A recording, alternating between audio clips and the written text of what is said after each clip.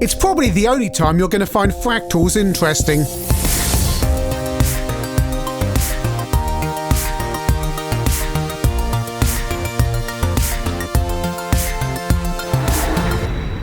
Fractal generators, the king of boring type-ins in the mid-80s. Yes, you sat and watched the screens. It rendered or drew a graphic very, very slowly, and this was some kind of mathematical thing called a fractal that you didn't really care about.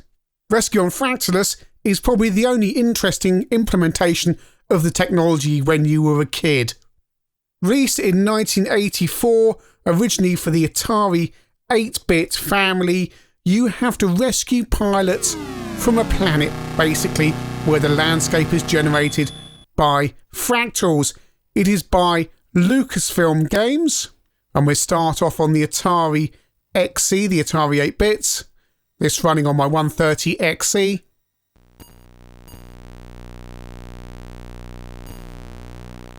And you get an introduction sequence, and look at all these colours. Well, I say colours, shades of grey.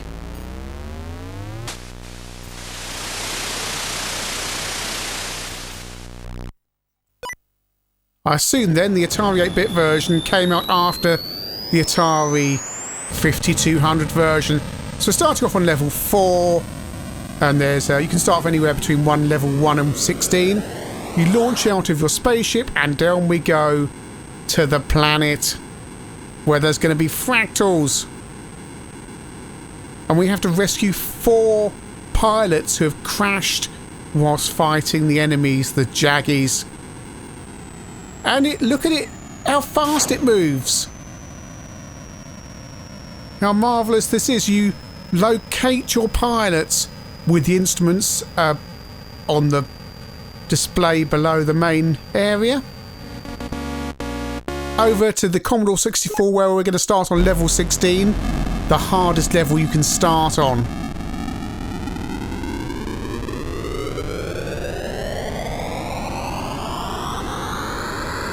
So you have the instruments below the window there, the one marked LR, dots will appear on that showing where the down spacecraft are, and then you've got the little display in the middle that allows you to target either enemies or the ships you're rescuing. We've just got a fuel gauge and a height gauge and a compass. And the fractals on the C64 version, you'll notice A, are quite jagged, and B, a lot slower. And of course, this being level 16, we come under immediate attack from these green blobs based on top of the mountains that will shoot at you. There's a Sinclair Spectrum version produced in the UK. The game was released by Activision. And we launch, which on the Spectrum looks more like a series of flashing colours than being propelled through the spaceship and being launched into space. Stand by. And down we go.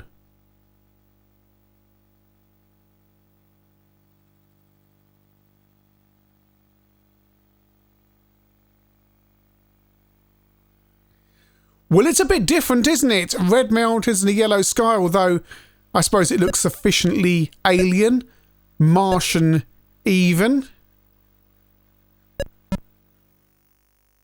Amstrad CPC Mode 2 loading screen. Very rare to see that.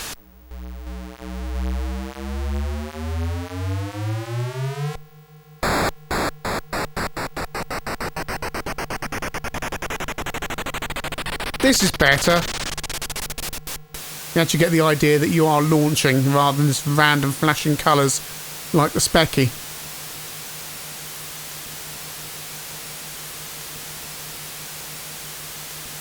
And down we go here on the Amstrad. How well is this going to move? Actually, it's not bad at all. I had this game on budget. I bought it in Woolworths. $1.99. It might have been $2.99 by then, actually. I was attracted by the box art. Back on the Atari 8-bit, we've located a pilot. And down we go, you can see a spacecraft there. Looks quite Star Wars. I think there was talk of potentially putting this in the Star Wars universe at one stage, what with it being Lucasfilm, sorry.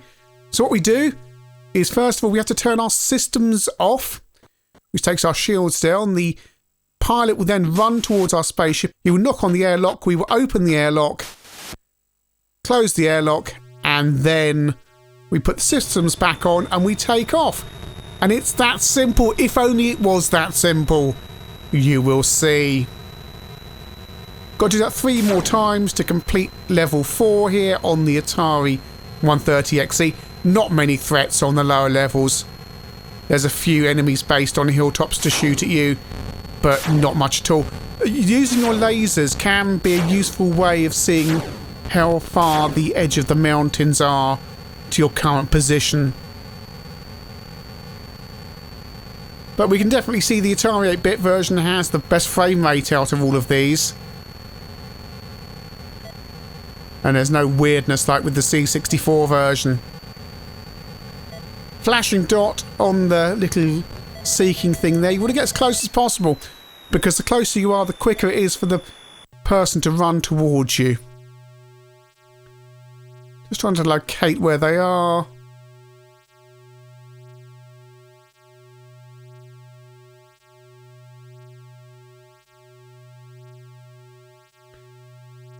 Turn the systems off.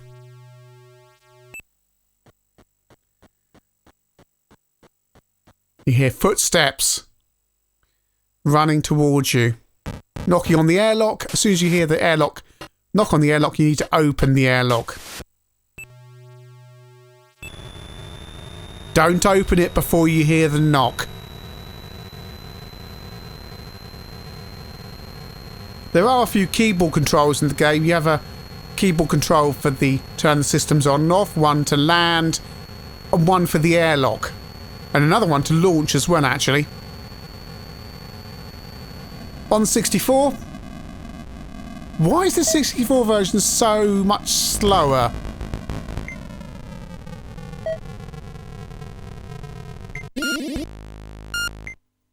Systems are off. Pilot is in range. Ah! Yeah, when that happens, you have to turn your systems back on very quickly to destroy the alien. That's why you don't open the airlock too soon.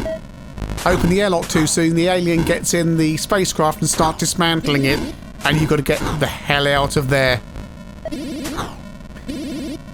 There's also, beneath the playing window there, a little, you see a picture of your spacecraft and little bars either side. That tells you how close you are to the canyon edge. The C64 version is just too slow. We found another. And by the way, rewind and have a look at that alien, because apparently the coders' names are on their spacesuits. Possibly reversed, I can't remember.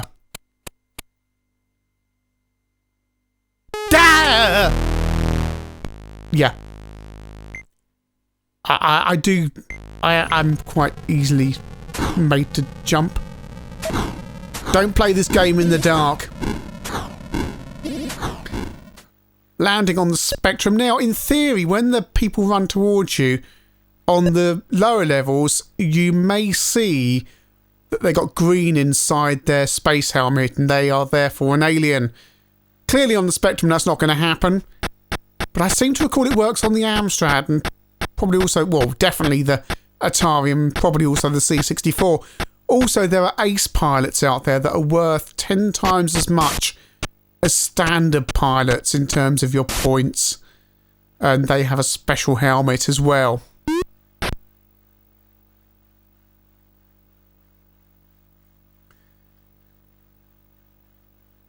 You're getting the full experience on the Spectrum here. It's just... yeah, it feels a bit of a come down from the Atari 8-bit version. On the Amstrad. And this is level 16. Level 16 is the first level where darkness falls. Yes, you go into the night when you get past level 16, which makes things really interesting, as you will hopefully see. You can see just how many baddies there are on the mountain tops.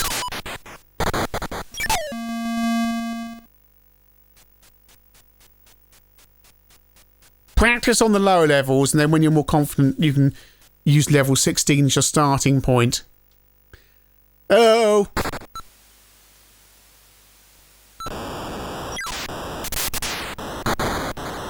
And there's an amount of pilots you need to rescue on each level. It's, I think it's 10 on level 16. And you can return to the mothership at any time once it's there, and you can go back down to the planet. You have limited fuel, but when the pilots come back to your ship, they give you their spare fuel from their ships. I talked about keyboard controls. There's also boosters, which you basically need to go up high, and then you can hit the boosters. Oh, there's a skimmer. I think they're called skimmers. They are random ships that buzz around you. And when that appears on the Amstrad, it really slows down. So yeah, you can return to your ship once it's available. It will say at the top of the screen, mothership is there. And you can pop back up to it to get refueled and drop off your pilots, or you can also need to do that once you've got all your pilots rescued. It's a game so unlike many other games in that it's trying to do this 3D thing. And yes, the mountain representation takes some getting your head round, but it generally works. You tend to find that you're flying a lot by your instruments rather than what you're actually seeing. The instruments tell you how close you are to the canyon edges, and I wasn't close enough then to the pilot, so I'm getting down closer. Yeah, they were so clearly thinking Star Wars, weren't they, with these craft?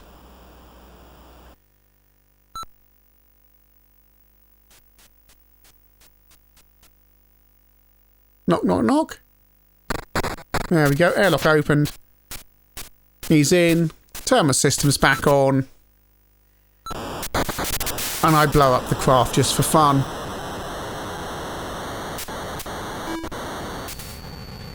Yes, it's a big difference on the Atari 8-bit. The fractals work so much better. You get such... With the movement, you get such a better sense of the surroundings around you. Just with that increased frame rate.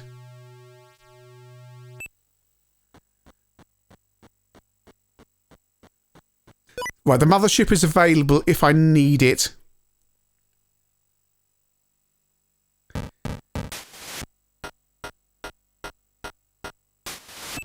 I'm still on level 4 on the Atari, so now I can just take off, get a little bit of height, and then hit boosters. There we go. And I can just sit back and relax, because everything else now is automated. And in we come to the spacecraft. And I can now choose to tackle level 5, or I can skip up to later levels. So this is level 16 on the Atari 8-bit, and as you can see, darkness is beginning to fall, as I mentioned earlier. You want to get as close as possible to your the people you're rescuing, because you can see how far this guy's had to run. More than anything, he's out of breath, but apparently the reason you have to land close is because the atmosphere is corrosive. But on later levels, of course, the longer they've got to run, the more risk there is of you being hit by something. On the low levels, the enemies don't seem to fire at you when you've landed and got the systems off, but you can be rest assured on the higher levels they do.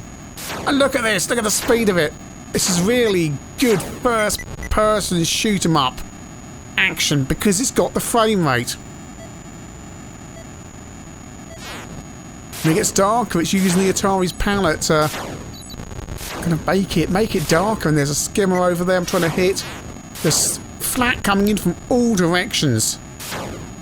It really is quite marvellous. You get a real... Oh, I've hit that there. You get a real sense of being there. There's a craft. Looking around. Down we go. Would be handy if I could see the spacecraft, but I can't. Knock, knock, knock. There we go. There's always that, is it an alien? Is it an alien?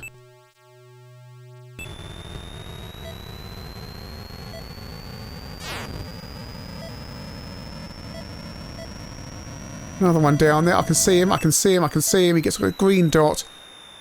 And I should come in quite... Oh, it's gone properly dark now. Actually, not quite properly dark. But this is what I mean about the instruments being important. When it's completely dark, you're going to need them. I love games where it goes dark. 3D Death Chase on the Spectrum, the night levels. They're so much more atmospheric. And we're just flying around in a sea of brown. And if you are a budding space pilot on a search and rescue mission, then you need something to keep your drinks hot or cold when you're in your spacecraft. So, buy a ChinnyVision travel mug. It's got a ChinnyVision logo on it. It's blue. You can fly it into space. Disclaimer, hasn't been tested in space. I don't know why the aliens just don't knock and then come in and attack. Apparently no mention of the aliens was made in the original documentation. It was George Lucas's idea, apparently, that sometimes you should come across aliens. Now it's getting really dark. I can't see, I can't see, I can't see.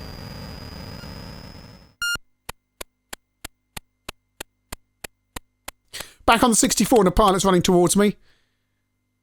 And in he goes.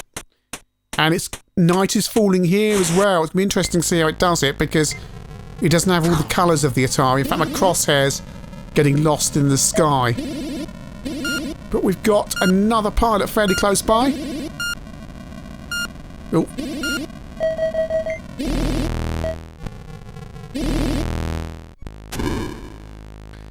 Did I? I killed him. I killed the pilot.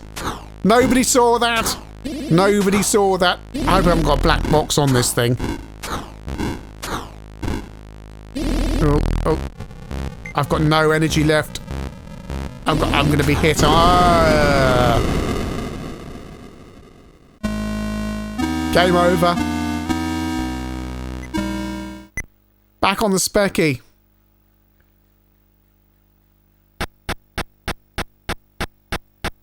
It does. I mean, you got the full well, I say the full Rescue on Fractalus experience.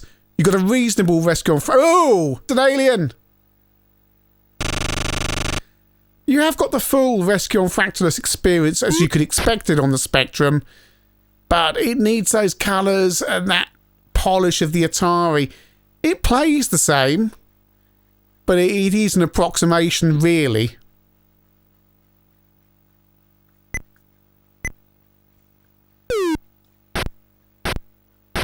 But it's still a unique title. Perhaps not one best suited to the Spectrum. But it is still, in effect, a search and rescue game in some mountains. Using the same fractal generation technology.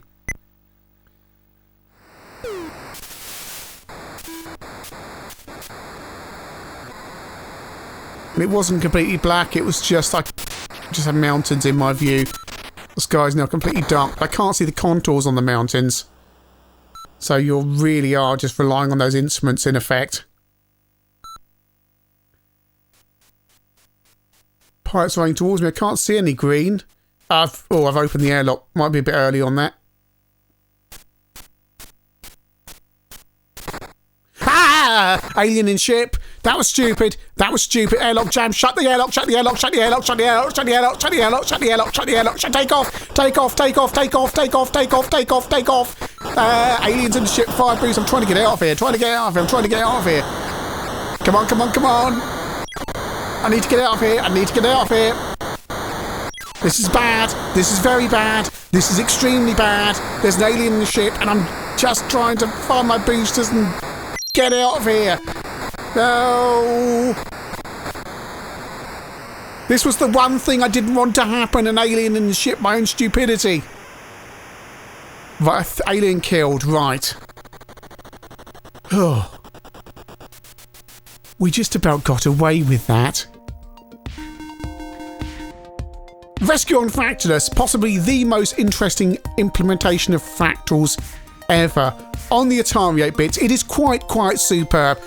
It's groundbreaking. It is absolutely groundbreaking. You cannot comprehend in 2020 just how groundbreaking this game was. Today we've got games on our phones everywhere that does this stuff where you can fly around in 3D shooting things.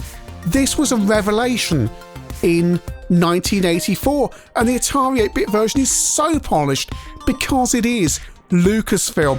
It's an essential play. You simply got to play this game. C64 version is a letdown. It's just far too slow.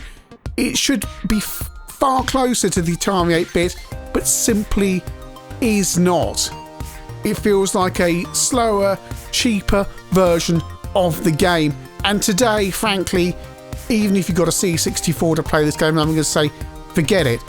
If you're a C64 owner who doesn't own an Atari, then you might as well just go and play this on emulation because it is just so much better. The Spectrum version is a nice try, but I'm afraid the spec is simply never going to do this. It doesn't have the palette to do it, and therefore, yes, okay, there's novelty of wandering around a planet that's red with a yellow sky. A good stab at it, but again, just go play the Atari version. The Amstrad version is the version I had, and I played it a lot when I got it on budget.